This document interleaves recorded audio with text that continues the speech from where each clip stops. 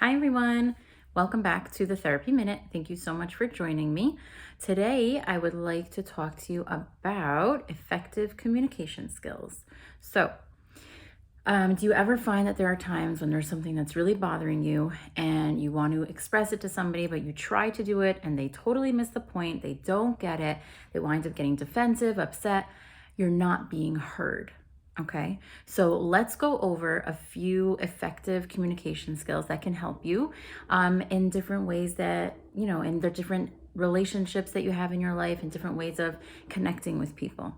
Okay, so rule number one, it is really, really important that you have to read the room. Okay, you have to check in and make sure that the person that you're talking to is in the right mindset to talk to you right now. So that means the person should not be angry, they shouldn't be grumpy, they shouldn't be hungry, they shouldn't be irritated or really tired. Okay, so you want to make sure that the person that you're trying to talk to is in a good headspace. They're either neutral or they're in a good mood, because if they're angry or irritated or upset, not the time to talk to them. They are not going to hear what you're saying.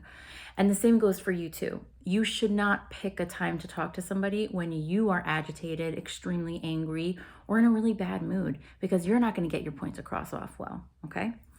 Next thing, it's also really important to read the room during the conversation. Okay, if during the conversation it's getting super heated, you guys are both getting really, really, really angry, agitated, upset, or just one person is getting really angry, agitated, upset, what you guys need to do is you guys need to hit the pause button. Okay, and this really needs to be discussed beforehand.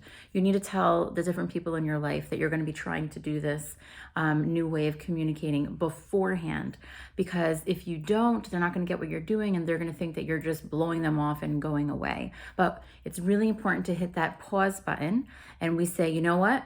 We're getting really angry and really upset. Nothing effective is going to be communicated from this point out. Let's take a time out. Let's hit the pause button. We each go our separate ways for a little bit, calm down, cool off. That could be 5 minutes, 20 minutes, an hour, 2 hours. However long it takes for you to compose yourself so that you can come back and talk effectively. And then you are going to continue the discussion. So this is not like mic drop, I'm leaving, we're done. No, we're coming back. We're going to discuss it when we're both calmer. So it's important to have that conversation with your significant other or your good friend. Let them know, let's try this new thing where we take a pause so that they know what you're talking about when you do it in the moment. Okay. Tip number 3, please do not use words like always and never.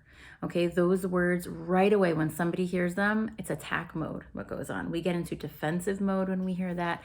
And also, it's just not true. Nobody always does something. Nobody never does something. So you're going to get confrontation right off the bat with that one. So do not use words like always or never. The person's just, they're not even going to hear what you're saying at all. They're just going to right away go into defense mode. Okay. Another really important tip is to use I feel statements, right? We want to express how you're feeling. That's the point of what we're doing right now. We're not trying to put blame on anybody. We're just really expressing how we're feeling. Okay, so that means I feel really annoyed, disrespected, lonely, hurt, jealous, whatever. The list goes on and on. When you're saying I feel, nobody can argue with that. Nobody can say, come on, you don't feel that way, right? Now, it's really important though, when you're using I feel statements, that you have to make sure that you're using assertive language and not accusatory language. Okay, so actually the Wholehearted School Counselor has a wonderful chart that shows the difference between assertive language and accusing language. She's amazing. She's a great resource. But I'm going to read to you some of the different samples that she gives for accusatory versus assertive language so that you can hear the difference. And it is profound, the difference. You can say you're saying the exact same thing, but depends on the way that you say it. One person will not hear you at all, and the other way that you say it, the person's totally going to hear you. So listen to this, okay? Accusing language I'm going to do first, and then we're going to do the assertive language. So accusing language. I feel that you don't care about me. versus assertive language, I feel lonely and disconnected from you right now.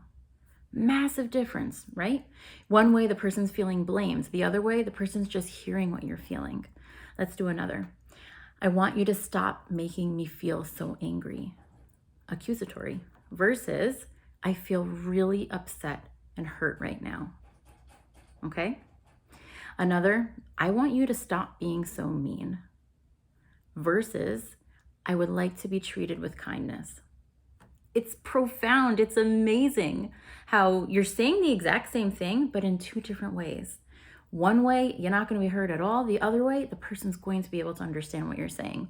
Let's go over just a few more. I'd like for you to stop bossing me around. Accusatory versus assertive. I'd really prefer to make my own decision about this, right? Or I wish you wouldn't be so annoying and loud. Maybe you would say to your roommate or something, right? Versus I have a really difficult time focusing when there's a lot of loud noises going on.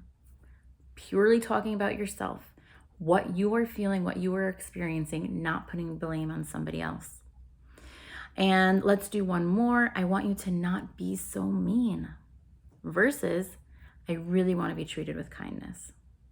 Okay? I may have said that one already. So these are some really helpful tips on effective communication. And I hope that it helps you get your points across smoother and easier to people. And it helps you really express yourself in ways that you may not have been able to do so before. All right. Wishing you well. Take care. Bye.